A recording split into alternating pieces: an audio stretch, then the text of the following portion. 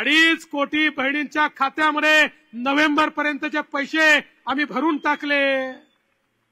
पण मला एक सांगायचं आहे लाडक्या बहिणींना, जसे आम्ही तुमचे सख्खे भाऊ आहोत, तुमचे काही सावत्र भाऊ देखील मार्केटमध्ये फिरतायत।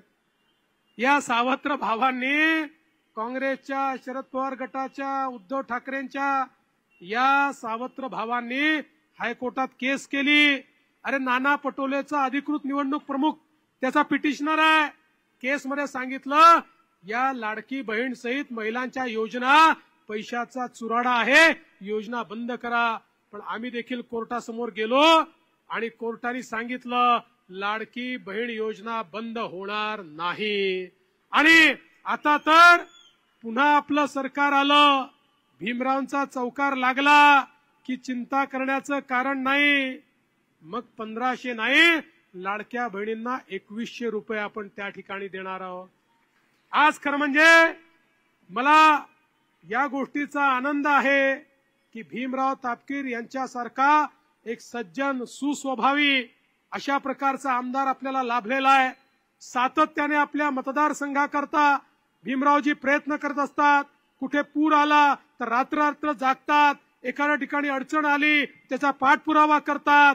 अशा प्रकारचे भीमराव हे खऱ्या अर्थानं आपल्याकडे एक अतिशय आदर्श आमदार म्हणून काम करतायत।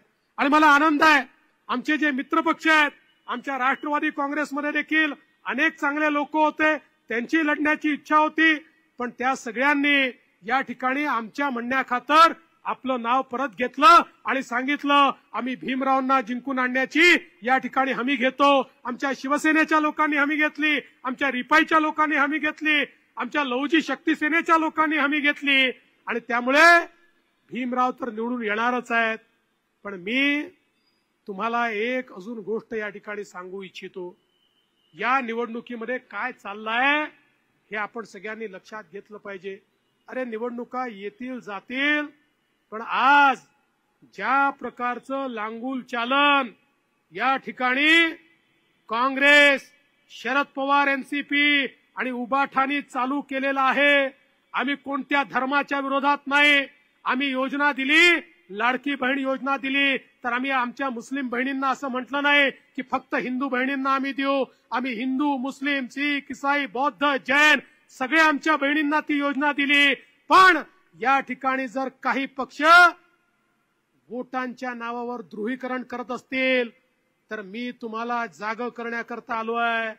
लक्षात ठेवा, उलेमा काउन्सिलने 17 मागण्या महाविकास आघाडीला दिल्या। या 17 मागण्यांमध्ये काही मागण्या इतक्या खतरनाक आहेत, त्यातली एक मागणी आहे मुस्लिमांना 10% आरक्षण द्या। या सगळ्या 17च्या 17 मागण्या या तीनही पक्षांनी लेखी लिहून दिलं, आम्हाला या मागण्या मान्य आहेत।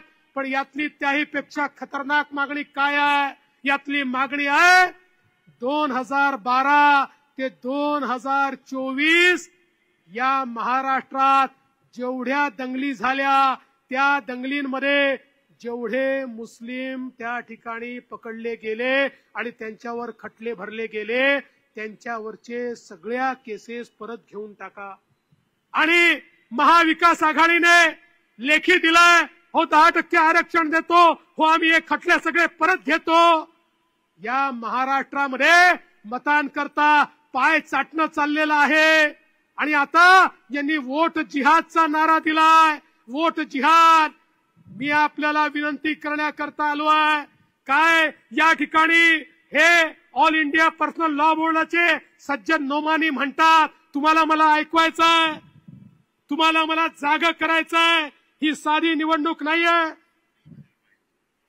लेकिन मैं इस बात की तरफ भी तवज्जो दिलाना चाहता हूं कि महाराष्ट्र के इलेक्शन ने ऐसी अहमियत हासिल कर ली है। दुसरा माइक करे जरा, याच्यावर आवाज येत नाही, माइक काय करे।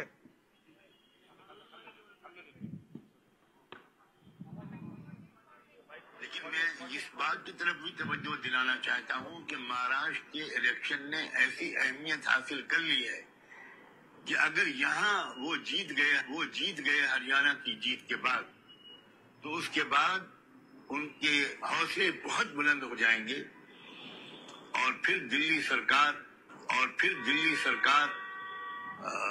वो नए हौसलों के साथ दस्तूर की तब्दीली जैसे अपने नापाक इरादों की तकमील की तरफ आगे बढ़ेगी। और अगर महाराष्ट्र में उनको शिकस्त हो गई तो इत्तलात के मुताबिक दिल्ली सरकार भी बहुत दिन तक नहीं ठहर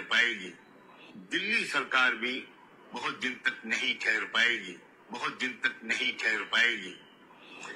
तो हमारा निशाना सिर्फ महाराष्ट्र सरकार नहीं है, बल्कि मरकजी हुकूमत है और मुल्क का मुस्तकबिल है। और मैंने कल एक यूट्यूब चैनल के इंटरव्यू में ये बात भी कही कि ये कैसा वोट जिहाद है जिसके सिपह सालार हैं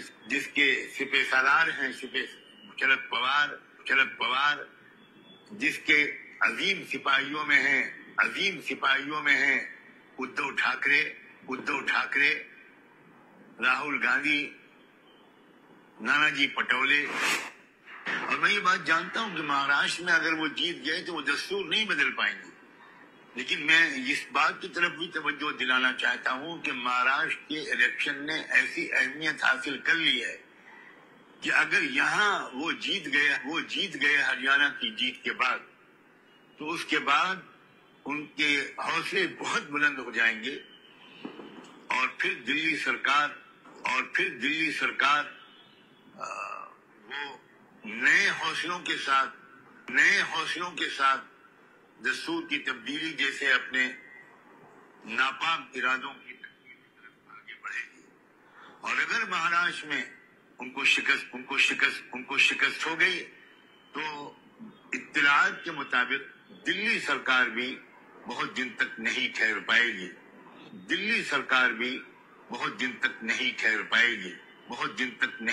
पाएगी।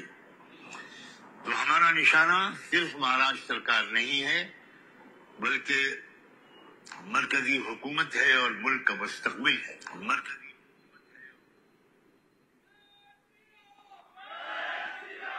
आता वोट जिहादचा नारा दिलाय, वोट जिहाद। आणि वोट जिहाद के सिपासलार कोण आहे तुम्ही ऐकलाय। आणि या वोट जिहाद करता हे त्या उलेमांचे तलवे चाटतायत आणि या ठिकाणी सांगतायत दंगेखोरांना आम्ही सोडून देऊ।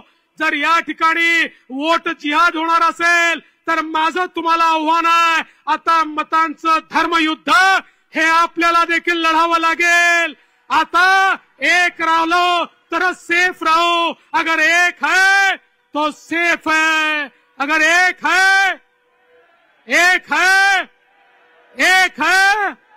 मी तुम्हाला ही विनंती करण्याकरता आलो आहे। अरे यांचे इरादे केवळ महाराष्ट्र नाही आहे, यांचे इरादे दिल्ली सरकार हलवण्याचे इरादे आहे। हे छोटे इरादे ठेवून या ठिकाणी आलेले नाही, या देशाला अस्थिर करण्याचं काम करतायत आणि त्याच्यामध्ये ही महाविकास आघाडी आज सामील झालेली आहे। आणि म्हणून भीमराव अण्णा तापकीर यांची निवडणूक नाही आहे, ही तुमची निवडणूक आहे, तुमच्या पुढच्या पिढ्यांची निवडणूक आहे। आता जागे झाले नाही तर कधी जागणार नाही, तुम्हाला जागवण्याकरता आलो आहे। आणि म्हणून ही कमळाची बटन ही केवळ तुमच्या पुढच्या पिढी करता 20 तारखेला दाबा आणि यांचे नापाक इरादे काढून टाका, एवढीच विनंती करतो आणि माझं बोलणं संपवतो।